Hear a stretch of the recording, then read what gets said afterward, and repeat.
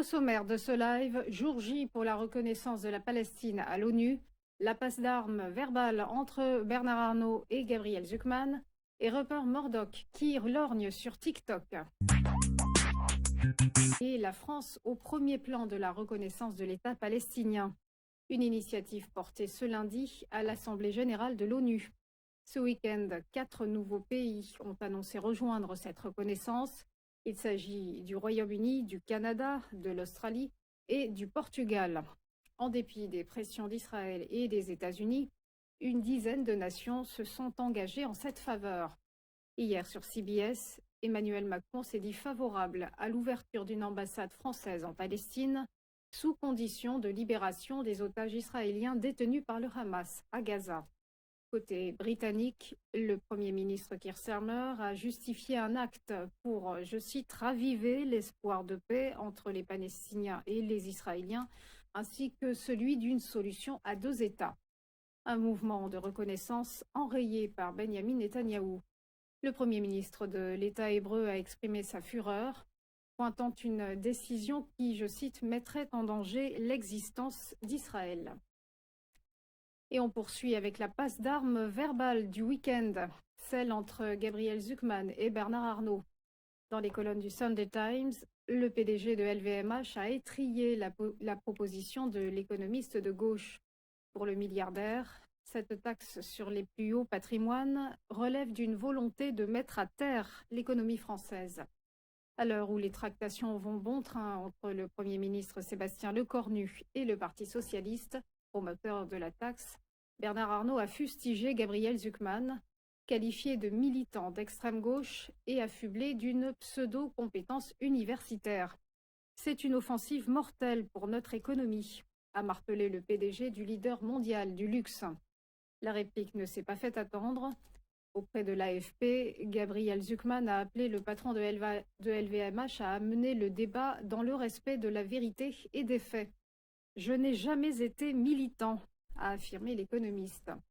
Samedi sur X, il s'était adressé à Bernard Arnault en ces termes : « La fébrilité n'autorise pas la calomnie. Les milliardaires ne payent pas ou presque d'impôt sur le revenu. » Pour rappel, l'impôt Zucman consisterait à taxer à 2% les patrimoines dépassant les 100 millions d'euros et permettrait de lever 20 milliards d'euros selon la gauche. 1800 foyers fiscaux seraient concernés. Et on termine avec Rupert Murdoch, peut-être bientôt investisseur dans le rachat de TikTok. C'est Donald Trump qui a cité son nom hier dans une interview diffusée sur Fox News, propriété du magnat des médias. Aux côtés de son héritier Lachlan, Rupert Murdoch pourrait participer à l'accord grâce auquel les États-Unis doivent prendre le contrôle de la plateforme chinoise. Parmi les autres participants éventuels, le nom de Michael Dell a été évoqué. Confirmé aussi celui de Larry Ellison, fondateur du géant technologique Oracle. Dévoilé en partie vendredi, un accord est toujours en discussion entre le président américain et son homologue Xi Jinping. Les deux parties vont jusqu'au 16 décembre pour le finaliser, sous peine de quoi TikTok sera banni sur le sol américain en cas de non-cession par sa maison mère ByteDance. Passons au point bourse, le rappel de la clôture des marchés vendredi dernier. Le CAC 40 est resté stable, moins 0,01%. La cote parisienne s'établit à 7 853 points et elle a grappillé plus 0,36% en bilan hebdomadaire. Pas de grande conviction non plus à Francfort où le DAX s'est effrité de moins 0,15%. L'indice allemand est à 23 639 points et sur l'ensemble de la semaine, la cote s'est érodée de moins 0,25%. Direction Londres, micro-chute pour le FTSE, moins 0,12%. Il se situe à 9 216 points. Et sur l'ensemble de la semaine, l'indice britannique s'est replié de moins 0,72%. Du côté de Wall Street, beaucoup plus de punch. Les indices ont terminé dans le vert. Le Dow Jones a pris 0,37% à 46 315 points. Et en hebdo, il s'est étoffé de plus 1,05%.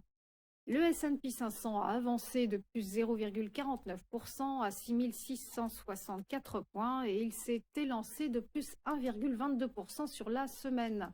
Alors que le Nasdaq Composite, lui, a engrangé plus 0,72% à 22 631 points. Et sur sa performance hebdomadaire, il s'est envolé de plus 2,21%. Passons au prix du pétrole. Le marché pétrolier était orienté à la baisse.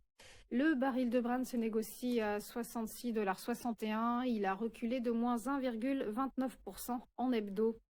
Quant au cours du WTI, il a décliné de moins 1,06% sur la semaine et pointe à 62,64 $ du côté des devises. Enfin, l'euro s'affiche à 1,1744 $ face au billet vert et il est resté relativement stable.